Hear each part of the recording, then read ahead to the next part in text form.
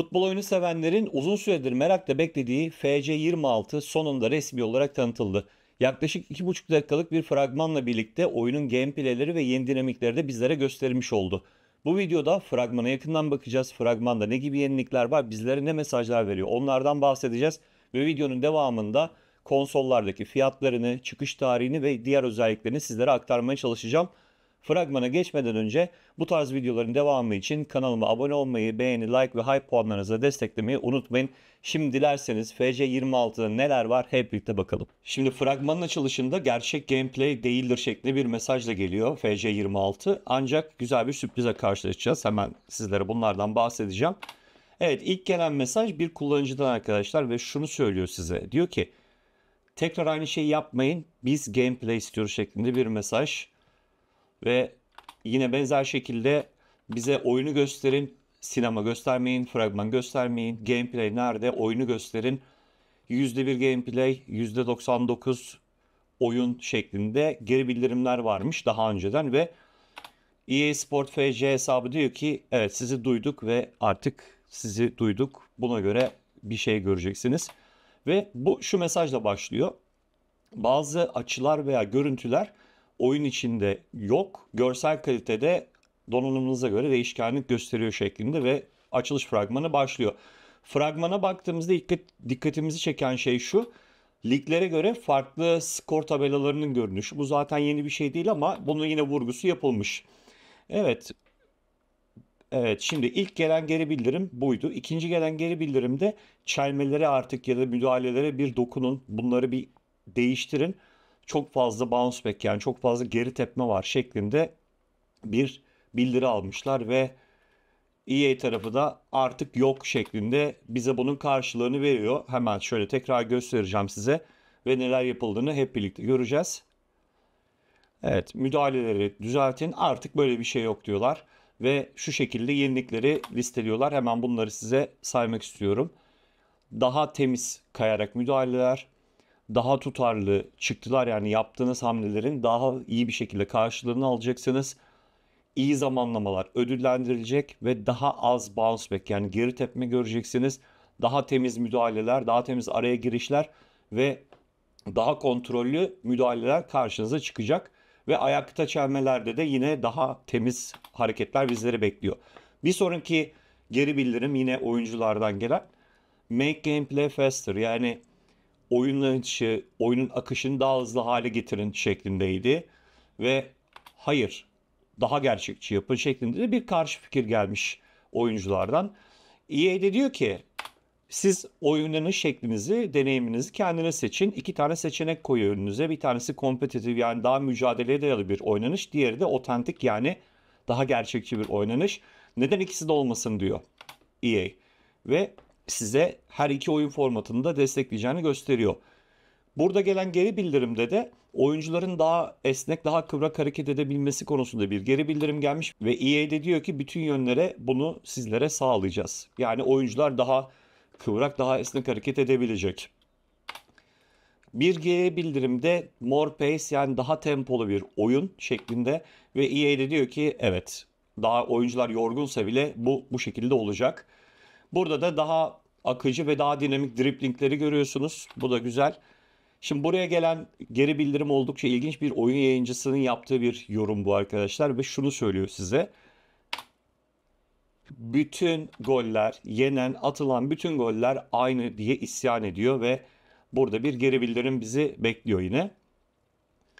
Ve diyor ki incoming goalkeeper overhaul, yani kaleci tarafında iyileştirmeler ve sorun gidermeler oyuna dahil edilecek. Geri alıyorlar sahneyi ve çarpmalardan, sekmelerden daha az gol olacağı söyleniyor. Yani birebirlerde sürekli ezbere atılan goller artık olmayacak. Ve kaleciler tarafındaki iyileştirmelerde de control deflections yani sekme, topa çarpma, topun sizden sekmesi veya kaleciden defanstan sekmesi konularında daha kontrollü bir kaleci deneyimi bizleri bekliyor. Bu güzel bir gelişme olmuş. Devam edelim. Paslaşma tarafındaki basitlikten bahsediliyor. Çok böyle biliyorsunuz çok mekanik. X'e bastığınız sürece pasın isabetli gidebildiği bir senaryo vardı. Burada artık durumu daha gerçekçi ve mücadeleci noktaya getirmişler. Oyun içindeki yansıması da bu. Bu ekrana geldiğimizde de yapılacak olan artistik hareketlerin veya çalımların artık oyunculara özel olacağı gösteriliyor. Ve farklı hareketleri farklı oyuncular daha iyi bir şekilde yapabilecek. Bunları görüyoruz. Devam edelim. Off-ball shielding, yani topsuz alanda mücadele konusunda da FC26'da geliştirmeler mevcut. Bu oyuncu artık top kendisine gelmese bile mücadelesini yapacak ve topu alıp yoluna devam edebilecek. Sevdiğim yeniliklerden biri bu Smarter Goalkeeper Movement, yani kaleciler artık birebirlerde veya alan tutma noktasında daha iyi ve daha akıllı hareket edebilecek. Burada AI desteğinden de bahsediliyor zaten. Yani köşe kapatma, açı daraltma gibi çok fazla şeyi yapabilecekler. Yansımasını da bu şekilde görüyoruz. Bu da güzel özelliklerden birisi. Biliyorsunuz FC serisinde L1, R1 tuşlarına bastığınızda oyunda abanma diyebileceğimiz topa alabildiğine sert şutlar yapabilme opsiyonumuz vardı ama bu toplar hep havadan gidiyordu. Bu özellikle beraber artık abanma dediğimiz o L1, R1 şutlarını, power shotları yerden de atabileceğiz. Şöyle tekrar göstereyim bunda. Bence güzel noktalardan biri bu olmuş. Biraz fazla geriye gittim ama bunları da tekrar hatırlamış oluruz. Evet, bu kurtarışlarda gördüğünüz gibi yerden artık asılarak topa vurabiliyoruz. Bu güzel noktalardan biri.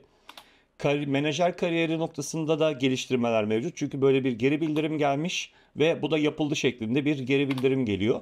Artık menajer modunda farklı hedefler var ve kariyer ilerlemesinde bu hedefleri yakaladığınızda aslında size bir achievement, bir başarı olarak geri dönecek. Top üzerindeki fizik müdahaleleri geliştirilmiş. Yani topun fizik etkisi daha iyi hale getirilmiş. Yeni ikonlar gelmiş. Archetype dediğimiz yeni pas hareketleri gelmiş. Ve şurada bir şey var. Kaçırdım. Tekrar alacağım bunu. Kaleci olma modu var. O da güzel. Şöyle bir geri alalım. Onu da size göstereceğim. Menajerden bahsettik. Toplu müdahaleden bahsettik. Şöyle yavaş yavaş ilerliyorum. Çok hızlı gitti çünkü. Evet, bize yeni formalar verin şeklinde seçenekler var. Beklemeniz gerekiyor demiş. Ve Precision Header Play Style, artık böyle kafa vuruşlarında daha isabetli vuruşlar yapabilecek oyuncular. Simplify Sickle Moves, bu özellikle artistik hareketlerin daha zorlayıcı olduğunu biliyorsunuz. Bir süredir burada çok fazla kombinasyon yapmanız gerekiyor ama daha basit hale getirilmiş ve hızlı geçen bir sürü yenilikle beraber FC26'da bir sürü yenilik bizleri bekliyor. En azından FC25'i almayan benim gibi oyuncular için güzel yenilikler geliyor diyebilirim. Ve kaleci bir müdahale sonrası penaltıyı veriyor. Burada güzel bir detay var arkadaşlar ve İbrahimovic tekrar oyunda. Evet, siz onlara Zlatan'ı verin diyor ve Zlatan İbrahimovic'in penaltı atışıyla fragmanı bitiriyorlar. Çok güzel bir fragman olmuş. Çok kapsamlı bir fragman olmuş ve oyunda neler geleceğini, yeni neler geleceğini daha açık nasıl anlatabilirlerdi gerçekten bilmiyorum. Ve Inspired by You kısmı bence en önemli kısmı. Çünkü oyunculardan gelen geri bildirimlerle beraber FC26'daki geliştirmeleri, iyileştirmeleri yapmışlar. Bence bu oyunun en önemli noktası olmuş. Peki bir de fiyatlara bakalım. Fiyatlar ne durumda? Dilerseniz bir de oraya bakalım. FC26'nın ürün sayfasına bakalım. Bir de fiyatlara bakacağız burada çünkü. Fiyatlarda neler var onları hep birlikte göreceğiz. Şimdi kampanya noktasında şu var. 26 Ağustos'a kadar FC26'yı ön sipariş verdiğinizde size farklı ödüller veriyor. Bunları zaten sayfada görebilirsiniz. Aşağı indiğiniz zaman da Ultimate sürümü ve standart sürüm arasındaki farkları sizlere gösteriyor bu şekilde. Çok fark var arkadaşlar. Bunları zaten ürün sayfasında görebilirsiniz. Ben burada fiyatlara bakacağım. Ön siparişe bakalım hemen hızlı bir şekilde. 26 Eylül oyunun çıkış tarihi bu arada. 2025 26 Eylül'de çıkıyor. Ön sipariş verin dediğimizde burada farklı platformlardaki fiyatları görüyorsunuz. Dilerseniz PlayStation'da başlayalım.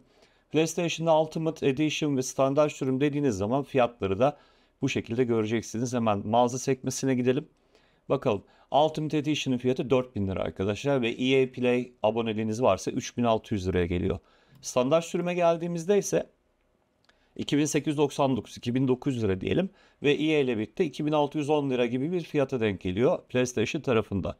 Xbox'a baktığımızda hemen standart sürümle başlayalım. Xbox'ın standart sürümünde fiyatı bu şekilde görebiliyoruz. 70 dolar olarak gösteriyor bizlere. Ben burada giriş yaptım ama niye bir Türk lirası göstermeyi bilmiyorum. 62 dolarda EA aboneliğiyle birlikte gelen fiyatı. Steam'e bakalım. Steam tarafındaki fiyatını görelim. Her yerde çıktı çünkü. Steam'de de bu şekilde ürün sayfasını görüyorsunuz. 70 dolar standart versiyonu, Ultimate sürümü de 100 dolar şeklinde karşımıza, yani 4000 TL olarak karşımıza çıkıyor. Epic Games'e bakalım. Epic Games tarafındaki fiyatları da görelim hep birlikte. 2600 TL, yani PlayStation'a göre yaklaşık 300 liralık daha uygun bir fiyatı var standart versiyonun. Ultimate sürümüne geçtiğimizde de fiyatın 3600 lira olduğunu görüyoruz ve yaklaşık 400 liralık bir fiyat farkını görüyoruz. Nintendo Switch mağazasına girdiğimizde de ürünün 60 dolardan satıldığını, standart versiyonun, Ultimate sürümünün de bakalım, Ultimate sürümünü burada göstermedi.